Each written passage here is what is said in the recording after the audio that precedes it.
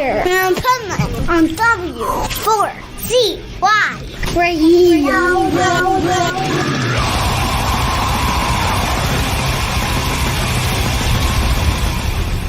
Wake up, America! It's time for the Adventures of Pipeman on W4CY.com, West Palm Beach's #1 internet radio station. Here's your host, the Pipeman.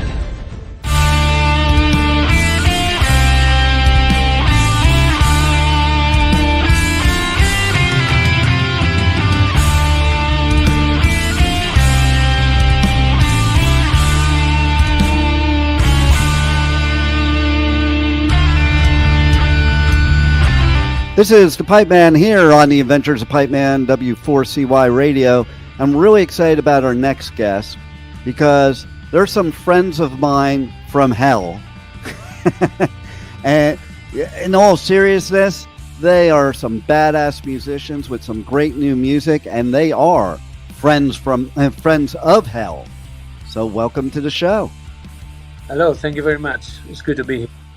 Oh, it's good to have you, and as we can see in the background and behind me, we got a new album coming out.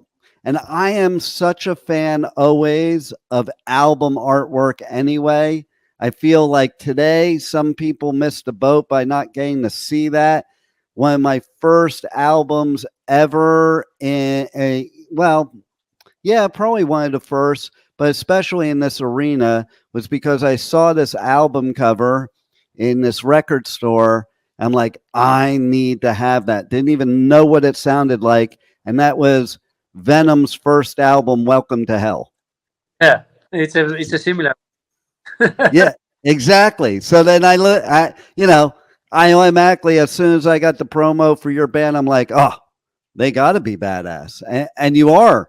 Like, I listened to a new song, Bringer of Evil, and man, not only is it cool because it has that old school metal sound, but it's also, weirdly enough, kind of like catchy. It's got this, vibe to it. Yeah. I mean, I believe in even if the music is heavy or whatever, I believe in good songs. A good song have catchy chorus. It needs to be like a good arrangement. Good. Absolutely.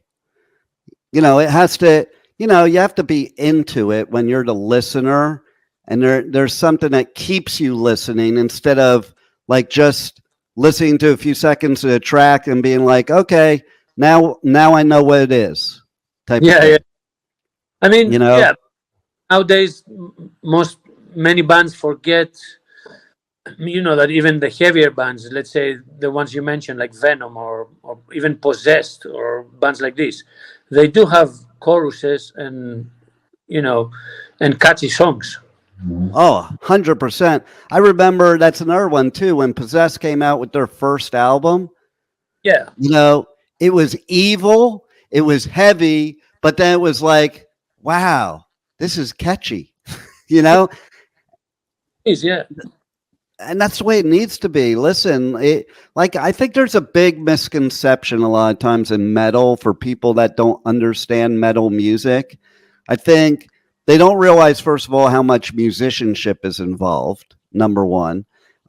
Because I can tell you right now, like, to play any kind of metal, I think you have to be a superb musician, like insane, especially if you're playing something very heavy, very fast, It's not as easy as people may think. The other thing is there's just riffs in metal are always meant to be something that's memorable and catchy that like sticks in your brain all the time. Tony Iommi said the best riffs are the ones that they sound good on a ringtone. I love that. That is, you know what? I never heard that before. And that is a great point right there. Absolutely.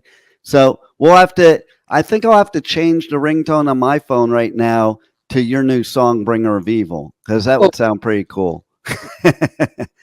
So tell us a little bit about the origin of the band for those that don't know you. And like, you have this complete new lineup now for the band. And that's what makes this second album, like, I don't know, far superior than the first. It's almost like you have this togetherness and tightness now that maybe wasn't there before. Yeah, I mean, the first album, when I made this band, I knew from the start, let's say, for example, that the guitarist that was before John Dix is not a very good player, but because he was a friend, I said, okay, you can play or anything, but he wasn't adequate for the band, he couldn't play so good, but also with the two new guitars we have, they are way better and they sound amazing. But apart of that, I think that the new album, even the songs themselves are more, they're better. They have better melodies, better choruses, the arrangements, everything just happened by itself.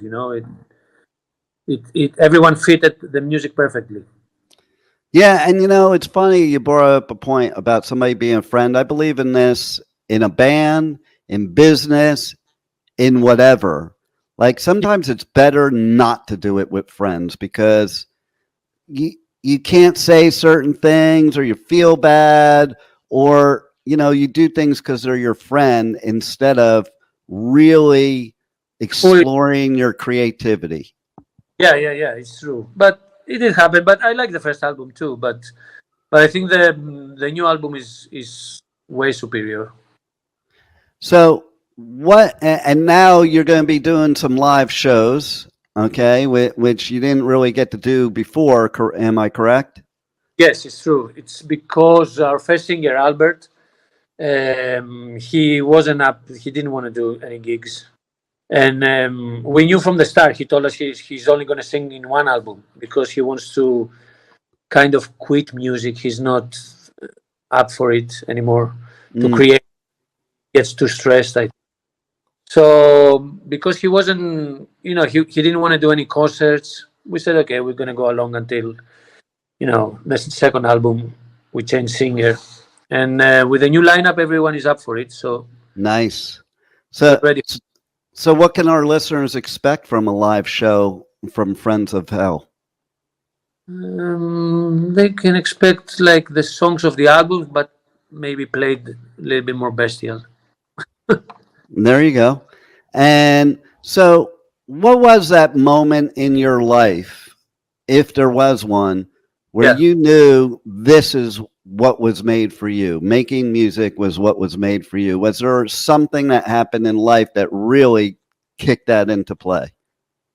Well, my love for music started from going through the records of my older brother. Then I did in the 70s. I discovered bands like Uriah Heep, Deep Purple, Black Sabbath. But I always had this thing that this is like something far because they are musicians. The music they play. I mean, Uriah Heep or Deep Purple is like just incredible. It's impossible. Yeah. Then in the early 80s when we got into thrash. At the same time, we got into hardcore punk, bands like Discharge or, Chromax, Agnostic Front, Chaos UK. Then I thought, oh, man, I can play that. Nice.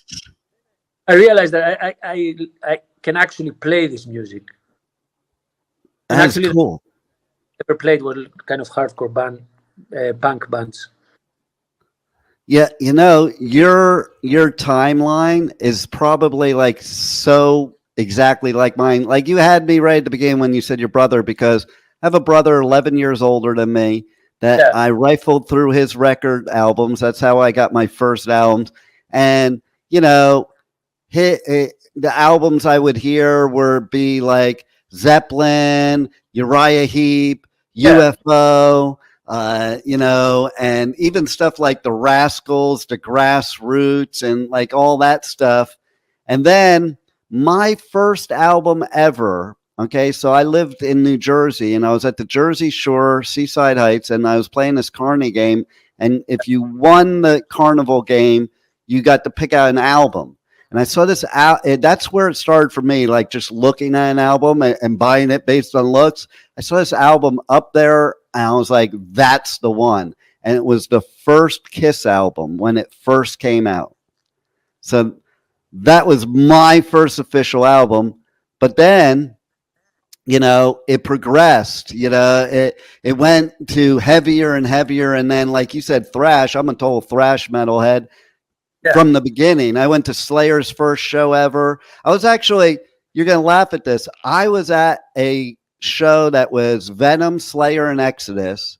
And Kronos and Tom got into a fist fight backstage because Kronos was telling Tom that they're not black metal, that Venom is the only black metal. And it was so funny back then. And it's like, I look now, it's so funny too, because you listen to some of the black metal now, and a lot of black metal bands don't even consider Venom black metal at this point. So it's funny how the whole industry evolved. And I took that ride from the very beginning, just like you. I think Venom is the only black metal band. I agree, man. Badass. There's not one bad song to me. I remember getting that first album and just sitting there and listening over and over again, reading the lyrics, and I was just like consumed with it. And that was really my first introduction to satanic type music. Yeah. They're perfect, Venom. Yeah, no doubt. So what other things you have coming up in the future here that you want the listeners to know about and check out? And also let them know about where how to catch you on your socials, your web, how they can pre-save or just get the new album. It drops on April 5th. And give them all the details for us, please. Well, we're not very much into social media. We only have one Instagram, which is Friends of Hell Official. The album, I think, because Rise Above Records has very good distribution in the States, everywhere. So I guess it's going to be in all record stores. And the important for us now, I mean, we're going to concentrate on the concerts for now, and then soon for the third album, I think. Nice. The only thing mention is, because we mentioned thrash, also Hell Butcher, the singer, has he was a singer of Niflheim, but they don't exist anymore. But now he has his own band called Hell Butcher, and they signed with Metal Blade Records. Nice. He played me the album. This is devastating thrash. Is so brutal, but at the same time melodic and catchy. Is incredible. So also look out for the Hell Butcher album, I would say. So I got a funny Metal Blade Records story for you that ties right into what I said with Venom. Yeah. Because how I got that first Venom album is I was in LA in the early 80s in like at the beginning of the whole scene, and we used to go to this record store in the Valley called Oz Records. And there was this record store clerk there. His name was Brian.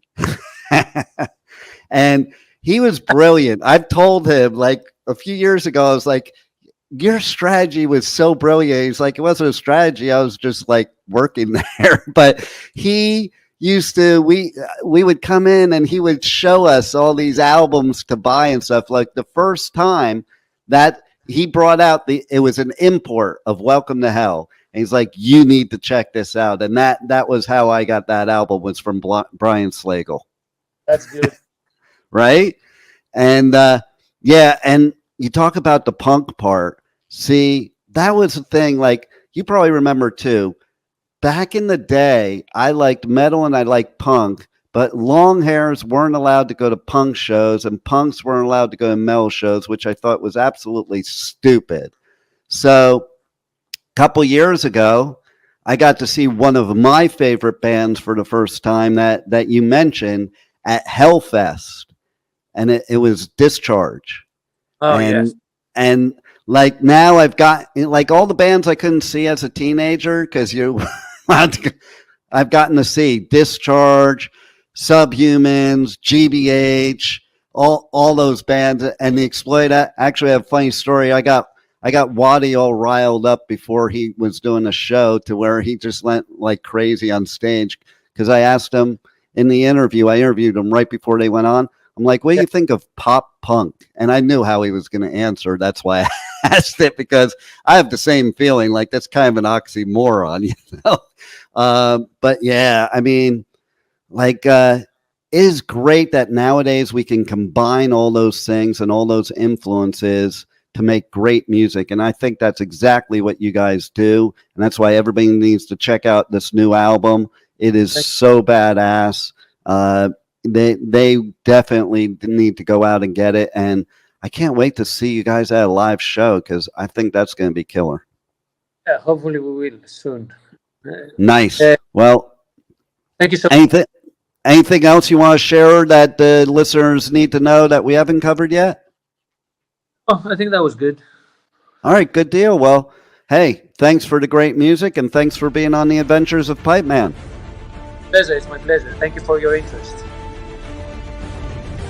Thank you for listening to the Adventures of Pipe Man on W4CY Radio.